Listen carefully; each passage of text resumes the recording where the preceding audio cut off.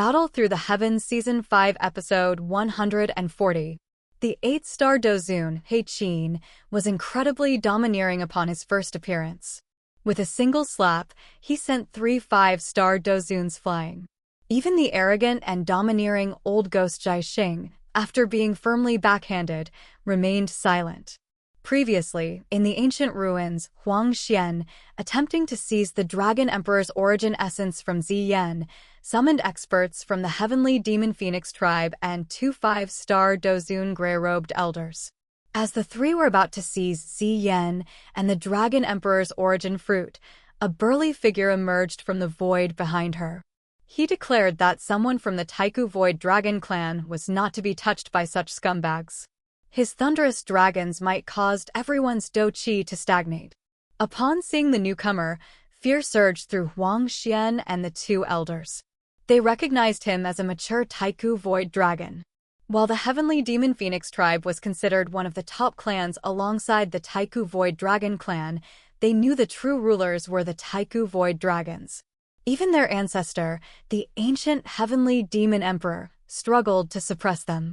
Huang Xian and the elders, who had acted tough against the juvenile Taiku Void Dragon, Ziyan, now lost their nerve. They exchanged glances and attempted to retreat. However, the burly figure slapped them fiercely across the void, leaving blood-red palm prints on their faces. They vomited blood and flew backward, crashing onto the square under the horrified gazes of the Heavenly Demon Phoenix tribe experts. Feng Qinger and the others gasped at the sight of the bloodied Huang Xian and the elders in the deep pit. 3 5-star Dou Zuns couldn't withstand a single slap from the Taiku Void Dragon. Xiaoyan and the others in the sky were also taken aback, shocked by the burly figure's power, speculating that he had reached the level of a 7-star or even an 8-star Dou Zun. Zun HEI, fighting fiercely with Tangjin, stopped in fright. He hadn't anticipated the Taiku Void Dragon clan's sudden appearance and their alliance with Xiaoyan. He resolved to avoid provoking Xiaoyan in the future. The burly figure stood with crossed arms and coldly challenged anyone else. No one dared to speak under his terrifying threat. Witnessing the Heavenly Demon Phoenix tribe experts silenced, a white-haired man beside Feng Qinger challenged the senior from the Taiku Void Dragon clan, questioning his display of power against juniors. The large man retorted, citing the actions of the 3 he'd just struck, and ordered them to leave. He declared the Dragon Emperor's origin fruit was beyond their reach. The white-haired man, though livid, remained silent, knowing the large man could kill him with a single punch. Huang Xian and the other 2 staggered to their feet, dejectedly realizing the Dragon Emperor's origin fruit was unattainable. Even if their tribe could send a matching expert, the Taiku Void Dragon clan would not allow them to obtain it. The large man turned and smiled at Ziyan, asking if he had arrived too late. Ziyan pointed at old ghost Zhai, prompting the large man to question if the Hall of Souls dared challenge the Taiku Void Dragon clan. He then fiercely slapped old ghost Zhai, who despite his defensive energy shield, was sent flying and splattering blood.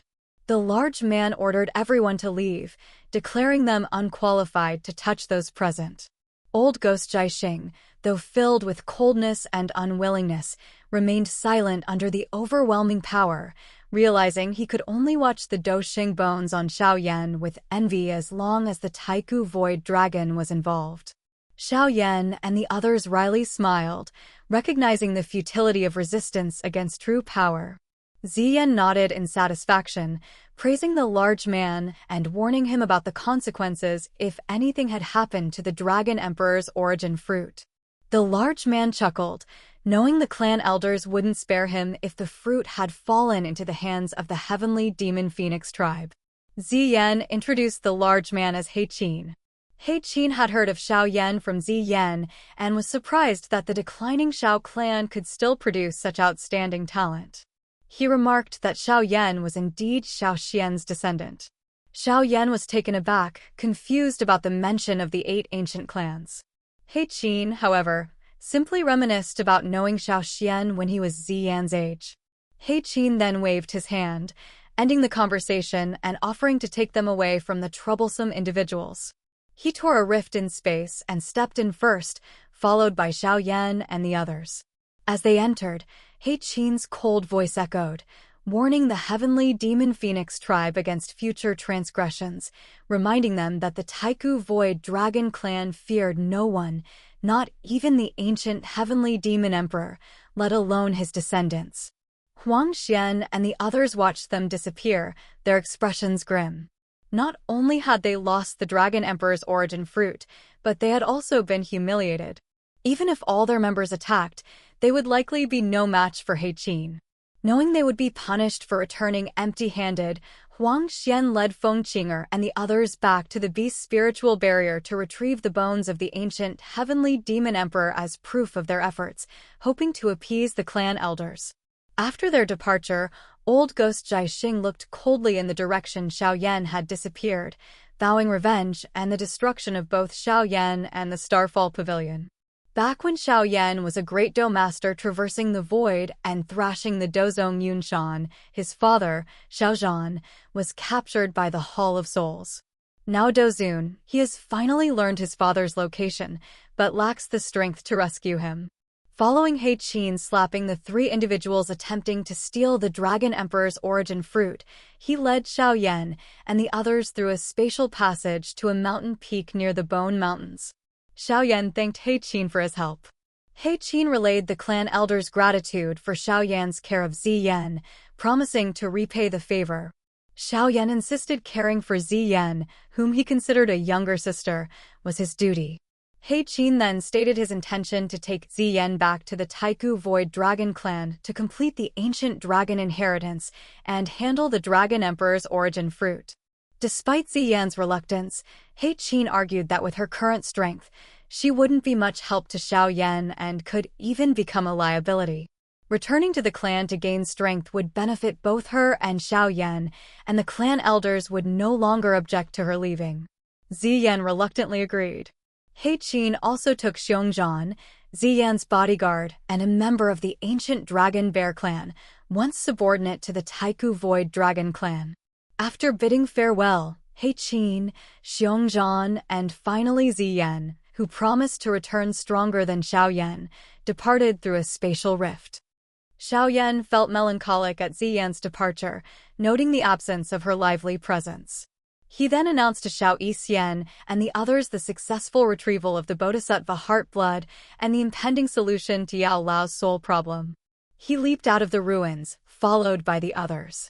The trip to the ancient ruins had yielded the Bodhisattva heart blood, a precious pill beast with the potential to reach the 9th tier, and, most importantly, 3 ribs containing a true heaven-tier Dou technique.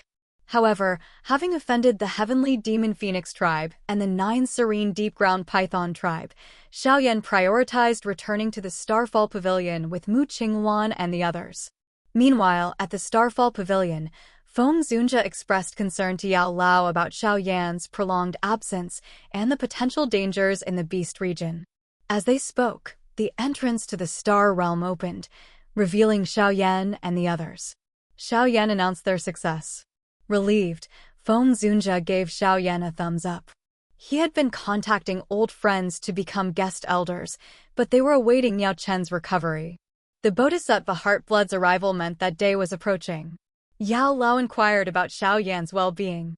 Xiao Yan recounted their close calls before presenting the Golden Bodhisattva Heartblood, a higher quality variant than expected.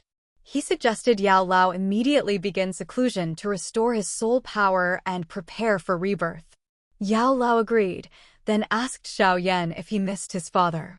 Taken aback, Xiao Yan felt a pang of guilt, realizing his father's captivity predated even Yao Lao's. He vowed to rescue his father, a promise to his brothers. Yao Lao pledged his support, noting Xiao Zhan would be proud of his son's growth.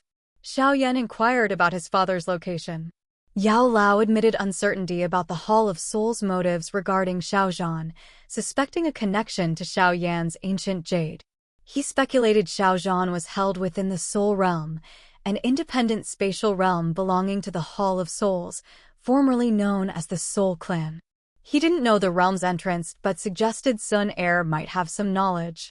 Yao Lao reaffirmed his unwavering support for Xiao Yan.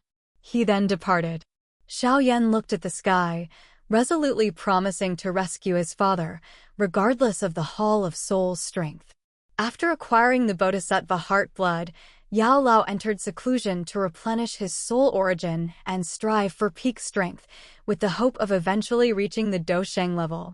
After resting and recovering, Xiaoyan prepared to remove the earth python heart-piercing poison from Qinglin's body. Xiaoyan was shocked to discover that the once well-behaved Qinglin from the Mo Tai mercenary company now sported a full-back tattoo of 9 ancient heavenly snakes, a sight that filled him with fear. After Xiaoyan brought the Bodhisattva heart blood back to the Starfall Pavilion, Yao Lao immediately entered seclusion to restore his soul origin, a necessary step before Xiaoyan could refine a body for his rebirth. Xiaoyan then turned his attention to removing the supposedly incurable earth python heart-piercing poison from Qinglin. Believing all poisons had a cure, he consulted Yao Lao's pharmacopoeias and Xiao Yixian's 7-colored poison sutra. After days of research, he devised a medicinal bathing detoxification method. He believed that a medicinal liquid refined from hundreds of herbs, enhanced with the pill beast's blood, could erode the poison within Qinglin. Xiaoyan instructed Qinglin to enter the pool of medicinal liquid, assuring her that absorbing its energy would stabilize her Dou Zun level. Qinglin blushed at the instruction. Xiaoyan turned around to add medicinal powders to the pool. Upon hearing her enter, he turned back to see Qinglin with her head above the water, her steam-dampened hair adding to her charm. He noted how much she had matured in 10 years. As Qinglin entered a meditative state, Xiaoyan's gaze fell upon a mysterious, 9-headed python tattoo on her back. As he looked, the snake's eyes snapped open, unleashing a ferocious aura that caused Xiaoyan's eyes to turn bloodshot.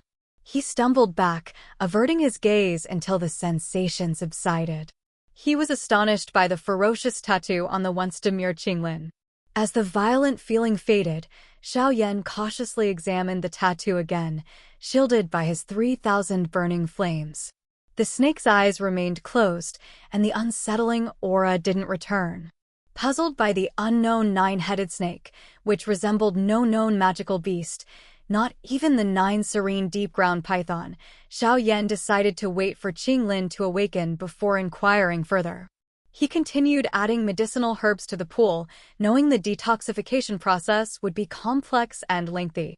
Although a master alchemist, he hadn't anticipated it would take 4 days. The energy from the herbs gradually diluted within Qinglin, and the black energy between her eyebrows dissipated, signifying the poison's neutralization. On the 7th day, Xiaoyan sensed a change in the pool's energy. Just as he wondered if the process was complete, a large, 9-headed snake with blood-red eyes and a powerful baleful aura lunged from the pool. The snake's eyes, with 3 small dots within, resembled Qinglin's 3 flower eyes. As the snake attacked, Xiaoyan retreated, calling Qinglin's name. The snake's eyes shifted to turquoise, and its body shrank back into Qinglin's form. Xiaoyan caught her as she regained consciousness, and he anxiously questioned her about the creature. Qinglin explained it was the soul of a mutated ancient heavenly snake, an ancestor of snake-type magical beasts, comparable to the ancient heavenly demon phoenix. Although extinct, this one had 9 heads, unlike any recorded. Qinglin explained she encountered the snake's soul in an ancient mountain range. Though unable to fully control it with her 3 flower eyes, it followed her and occasionally caused trouble. As her strength grew, the snake's resistance weakened, and she anticipated eventual control. Astonished by Qinglin's ability to potentially control such a powerful creature, Xiaoyan realized the ancient heavenly snake could even challenge a Dou Sheng. He then inquired about the poison. Qinglin confirmed its removal and revealed her new strength as a 1-star Dou Zun, capable of controlling 4-star Dou Zun level snake-type magical beasts with her 3 flower eyes. Xiaoyan was again speechless, recognizing the terrifying power of her 3 flower eyes and the potential of the ancient heavenly snake as a formidable bodyguard. With Qinglin cured, Xiaoyan returned to his room and retrieved the 3 ribs inscribed with the Heaven Tier Dou technique. With Yao Lao in seclusion and the Hall of Souls a constant threat, he needed to unlock the rib's secrets and increase his strength.